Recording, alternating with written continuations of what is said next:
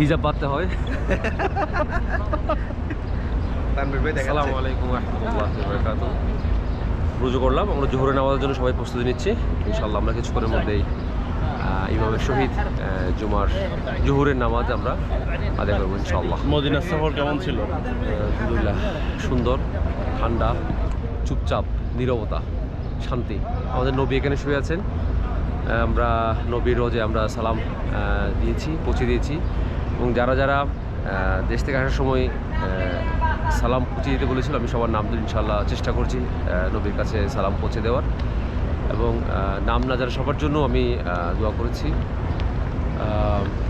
আল্লাহ আমাকে এখানে বারবার আনার তৌফিক দিক, আমিন। আমি আসতে চাই ইনশাআল্লাহ। এবং সবার উচিত সাধ্য হলে এখানে আসা। ধন্যবাদ।